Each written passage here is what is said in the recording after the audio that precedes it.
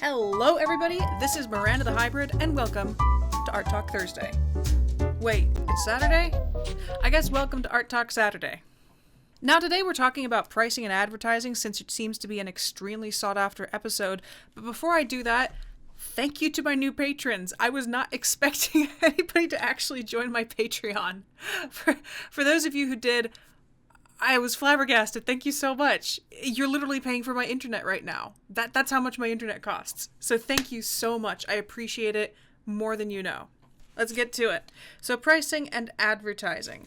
I see far too many young artists on Instagram and TikTok asking for people to grab their commissions for very low rates. And they come to me asking, why aren't people buying my stuff? And this goes beyond just, artists that don't have as much experience and not as quite good art yet.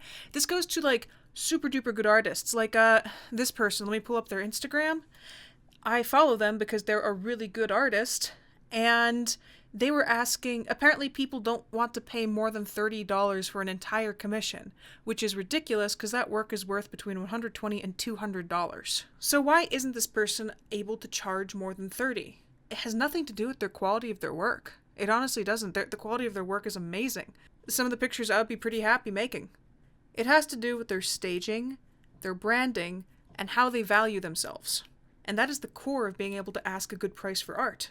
So there are 3 stages of artists that I've noticed that I want to break down. First, you have the beginner or the young artist. They're usually in their young to old teen stage, obviously at home. They want to start making some money for themselves out of art because they see so many other people on Instagram, TikTok, Tumblr doing the same thing. Most of them do not have a single drop, not a single grain of confidence, which is unfortunate because some of them have really good pieces. The second stage I see are intermediate artists, when I was basically in the middle of college and right after I graduated college. These are artists who have good work, but they don't have the confidence and they do not have the reach yet. They don't usually advertise on social media trying to ask for cheap commissions, but they can't quite get to the point where they're asking professional prices yet. These are usually ages 18 to 25, 26 even. Sometimes living at home, sometimes they have their first apartment with some roommates. And they're the ones who start wanting more. They want to see, what can I do? And they'll go onto websites such as Fiverr and Upwork. The third stage of artist is the pros. These people have a website, they have a gallery. They usually only post on social media to show off their work, not to get commissions. They apply to jobs. They literally cater portfolio to big name companies. And they've talked to locals and established a network. So those are the 3 stages. Young artist has no idea what they're doing but wants to make money but can't charge enough because they don't have confidence. Intermediate kind of knows that they're good but doesn't know where to go but wants to make more money and doesn't quite keep on social media. And then the professionals, who are the people who make the Pixar movies and stuff that you see all day. Now, I want to start off by talking about TikTok, Instagram, Tumblr, Reddit, all those places that people are advertising their art. If you are a young artist who hasn't quite established a style, who is charging that lovely $5 or even $2 for a sketch, and then only $15 for a completed rendered drawing, at this stage, you shouldn't be worried about making money.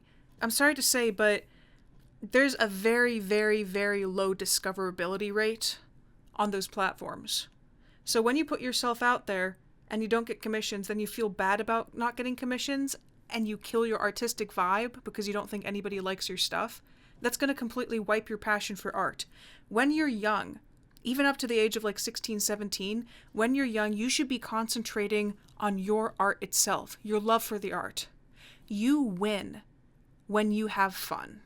You win when you achieve things. The prices that people assign your art when you're young, meaningless. At that age, you define your interests. I don't want you guys to worry about likes. I don't want you to worry about commissions. I want you to worry about having a frickin' childhood. And I know somebody told me they're worried about helping their parents out because their parents are low on money. Honestly, you're going to help them out more by helping around the house, keeping things clean, keeping them organized, doing your best in school. The other problem with advertising on TikTok and Instagram, when you have basically no base and no discoverability and no views whatsoever, is that there's this entire culture. There is now an enforced idea of what people should be pricing their art at. Just like that person I was showing you before who couldn't get over $30 a commission, even though her art, or their art, even though their art was worth at least $120 to $200. That's because they were in the completely wrong market. If you guys have noticed, I have never offered commissions on my Instagram or TikTok before. That's because I have built my own circle of connections. I actually 3D model for a company here in Pittsburgh. I make book covers and customized art for authors that I've met through a network that I created a few years ago at this point. What you guys are lacking first and foremost is a place that will actually value your work for what it's worth, and also a network to get you more high-paying jobs. I do not support people charging so little on their TikTok and Instagram. It's literally created this sort of atmosphere where people expect cheap art, which means that better artists are getting rejected. Also, a lot of people on TikTok and Instagram are young. They don't have that much money to spend on art. And this is something important. Art is a luxury. You don't need it to survive. You don't need it to heat your house and pay your bills. It's something that you get as extra. Heck, food is more important. Getting a jug of ice cream is more important than getting a piece of art. You don't need that picture. If you really want it that badly, then learn how to draw it by yourself. It is possible, even if you're not a good artist in the beginning, to build skill. And that's what learning is all about. But enough of that. That's my own personal rant. The people on the medium end of this, the intermediate artists, freshly out of college or maybe really, really good at high school, and they're starting to go on websites and job searches, that's when they start going after places like Upwork and Fiverr, and they start putting together a portfolio. Now, this is an important thing, how you present yourself.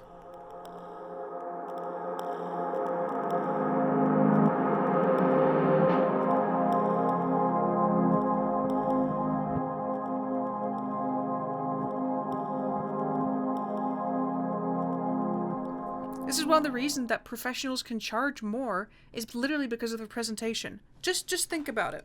What would you pay more for? This gas station coffee? Or this Starbucks coffee? You'd probably pay less than $1 for this? And you'd pay upwards of $5 for this? In essence, they're an extremely similar product. In fact, sometimes gas station coffee really slaps. But Starbucks can charge more because it's presented in a nice cup. The Starbucks on the inside are really nicely designed. They have created a higher value for themselves by their presentation. And this cup of coffee over here is stuck in styrofoam with a cheap red stirring straw. Of course you don't want to pay less for it. It's not presented as nicely, even though the product might be similar. Let's go to another one. This Sprint phone. It's a nice high-end Sprint phone, right? But it's not charging that much, like $550, $600. And then we have an iPhone, a low-end iPhone, which you can expect to pay at least $600 to $700 for, despite, in essence, this is the higher-end one. This one is technically better. It has higher specs. That's because Apple is the god of branding.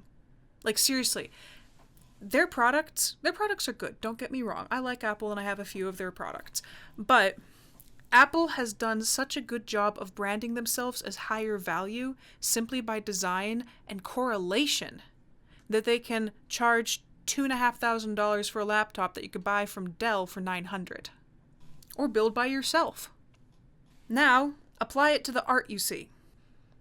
This is decent art. And they're charging dirt cheap for it. Now let's pull up a professional site, a full-on portfolio site. You see how it's a similar skill level, and yet you kind of value this one more because of how it's presented? Ain't that funny? This can even be extended to personalities. Who would you think would be more valuable for their art? Hey guys, here are my prices, and if anybody wants commissions, totally fine. I'm flexible on prices. If if you want some art, I can give you some art. I'm just trying to pay for some stuff, and like totally $30. Oh yeah, 30. That is a lot, isn't it? Yeah, totally. We can work on that price. Yeah. Or, hi everybody. I'd like to announce that my commission slots are again open.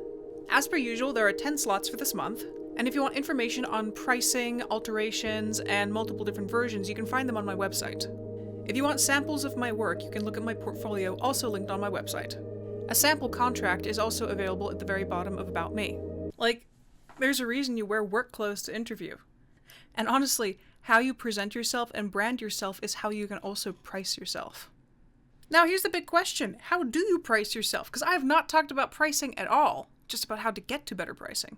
So if you're a young artist and you really, really, really do want to do some work, I recommend reaching out to local people first. You need to start building connections early on.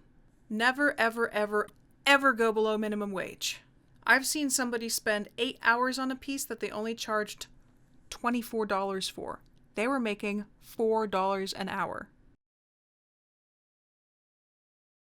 Unacceptable. What you need to look at with your art is how much time it's going to take, how many revisions the person wants, and what they're using it for. Time your other drawings that you make. That way, you'll be able to tell people how many hours it'll take. And a lot of people ask to revise it over and over again. You need to come up with something called a boilerplate contract. They're available online, actually. There are a bunch of free contract sites. That means they have to sign at the bottom. And you define your terms in there. Can they resell it? If they want to print it on a shirt or something, they'll have to pay you an extra fee. For young artists who really don't have as much skill built up, I still don't want to see you go under $10 an hour. Another big tip, half up front. I know all of you who are artists who have ever commissioned something have had a person who ghosted you. It sucks. You finish most of the work, like 90%, and what most likely happens is the person is happy with the work, just downloads the picture and disappears and never pays you. So that half up front that you demand will mean at least 50% is paid. It'll also mean that the person will most likely stick around until afterwards because they actually want to have their money's value. Usually with revisions, you can include maybe 1 to 3 revisions in the price, but then you start charging as people want to have more and more revisions. Like maybe tack on an extra $10, $20, something like that. Remember how much you charge per hour. That's a big tip.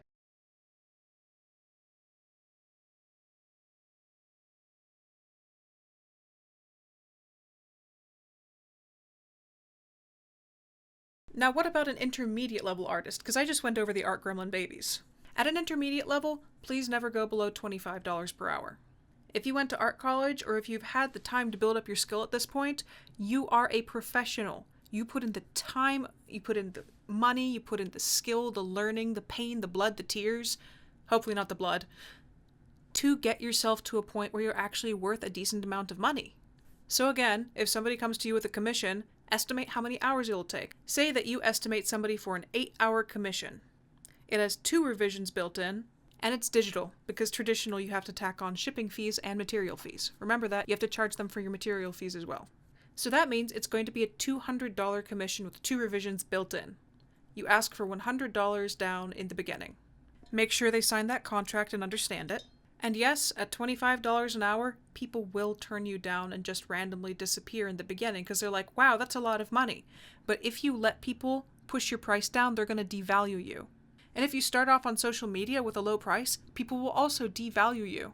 Somebody on TikTok told me about their mother who was selling prints for really, really cheap. $10, $15. Nobody wanted to buy them. She upped them to like $80, $90. Suddenly she had a lot of business just because of the higher price, people thought it was actually worth it and wanted it. Now for intermediate and pro artists, there's another way you should determine how many dollars an hour you're charging. And that's by your expenses. What do you mean by expenses? Well, for kiddie artists, this isn't really a problem, but for pro artists who live on their own and have to pay bills, this is a problem. Look at how much your rent costs, how many bills you have to pay. Look at your health insurance, your car insurance. Look at your materials fees, electricity, everything. Come up with a list of your monthly expenses. And divide that by how many hours you plan on working. If you're going to go whole hog and do a 40-hour-a-week work week, which I don't recommend, then you divide all that by 160. And that's how much you'd be charging per hour. But wait a moment, that means you're just breaking even, doesn't it? Yes, so tack on another frickin' $5 to $10 an hour so you can actually put money into savings and spend money on things you want to spend on. And you're probably going to come out with a price around $25 to $50 an hour. For instance, my monthly expenses are around $2,500. I charge $35 to $40 an hour. Sometimes I'll dip down to $30 for special situations, but I never go below $30 an hour. And 50% of my work comes from people I already know. The other 50 comes from people who reach out for me. That's another way that you actually can make money, though, on places like Instagram. I wasn't going to really talk about this because I don't want people to think, oh, I can do it off of Instagram and TikTok. Get that out of your head. Unless you have a significant large following, don't try. Try reaching out to local communities. Try reaching out to friends and family. Try going to websites dedicated to getting artists to work. And honestly, Fiverr is not that good. It kind of cheaps you out. Upwork's a good one. It's a little bit competitive, but it's a decent one. If you're big online, if you have a large following, people will pay a good price for your work because you have created value through popularity and fame. There are some really good artists I follow on Instagram who also have several thousand or more followers, and they get several commissions a month, worth at least $150 to $300 each. They're doing fine. But again, it's because they built their value, they built their brand, and people will pay that money because they think it's worth it. So that's the basic summary. That's all I can really say about pricing. Pricing is variable depending on what market you're in. If you're trying to make a lot of money when you don't have a large audience, then please try going to an actual marketplace meant for artists. Because it won't work and you're going to break your heart. And to end the video, here's the truth about advertising. Advertising is a lie. If you have a Facebook page, do not pay for Facebook advertising. The best way that you can advertise for yourself is by reaching out to people you know and reaching out to people you think you would want to work for. If you see, I don't know, the local plumber's business and you can design logos and you see that they haven't changed their logos since the 1950s, I know it's scary, but walk on in there and say, hey, by the way, I live locally here and I've been passing your plumber shop every single day. That's a pretty old logo. Do you want me to make one for you? And if they say, oh, no, because they're probably not going to, most of the time people are not mean. And it's okay. It's okay to be a tiny bit embarrassed because you're probably not going to see them again. But if they're like, oh, no, shucks, we love this one, we're fine, okay? Then say, okay, thank you so much. I'm a young artist. I'm trying to build my business. Can you recommend anybody else locally who might need some work done for them? And that's how you build your connections. Go out, find people, talk to them. If you sit in your tiny little Instagram or TikTok box saying, please buy my work, nobody's going to buy your work, or at least they're going to want it for extremely dirt cheap. Build your value, build your connections, then you get better. Then you build up. I hope what turned into a rant helped you guys. I could do a way, way longer video on the very, very basics, but frankly, there are really good guides online to pricing. Really good guides. But just as if you want to be a professional illustrator, never charge under $25. And if you're a good professional illustrator, never under $35. Because once you start going below those numbers, nobody is going to want to pay for your work unless it's dirt cheap. So as per usual, and again, sorry that this is Art Talk Saturday instead of Thursday, drink your water, get your sleep, believe in yourself because you are worth things, and follow your dreams. I will see you guys later. Bye-bye!